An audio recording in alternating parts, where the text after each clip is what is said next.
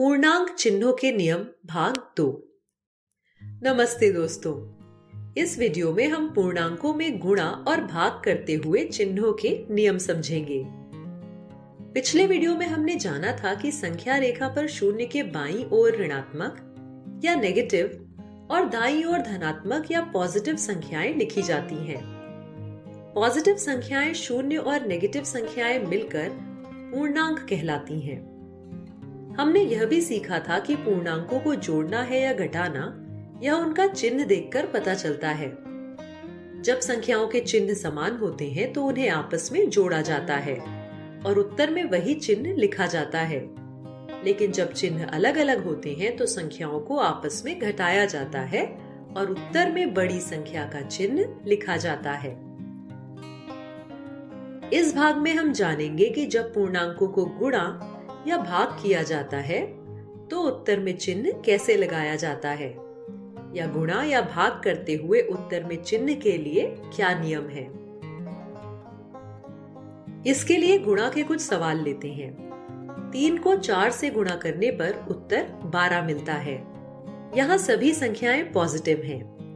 वहीं नेगेटिव 3 को पॉजिटिव 4 से गुणा करने पर उत्तर नेगेटिव 12 मिलेगा।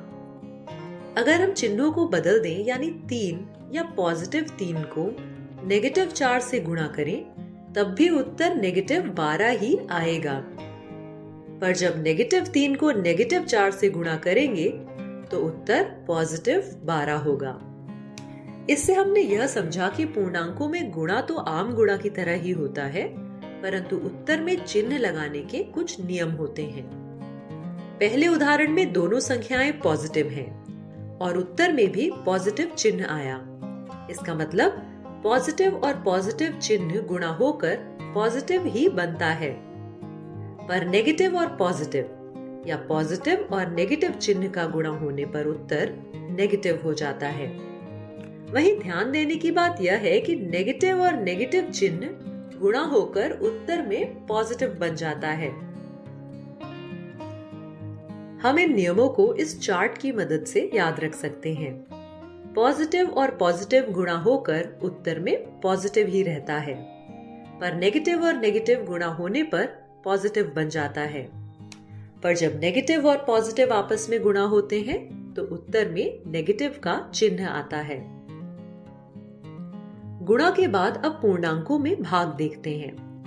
12 को 3 से भाग करने पर उत्तर 4 मिलता है।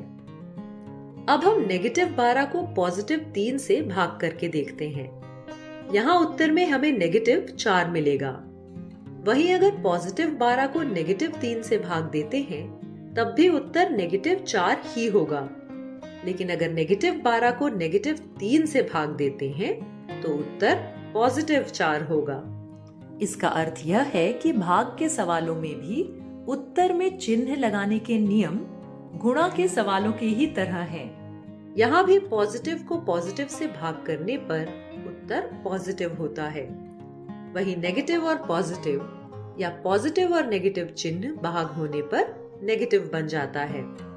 और गुणा की तरह ही भाग में भी नेगेटिव और नेगेटिव चिन्ह भाग होने पर उत्तर में पॉजिटिव हो जाता है।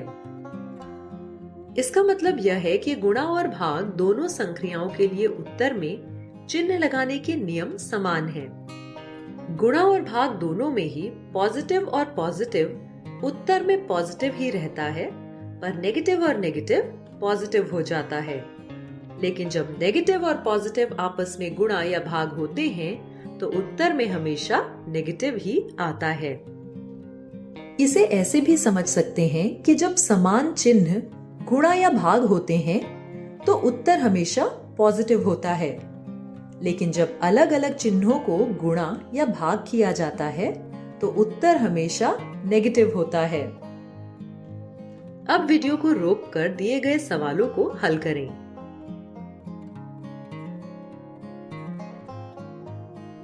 सवालों के सही उत्तर हैं। क्या आप सवाल सही से हल कर पाए?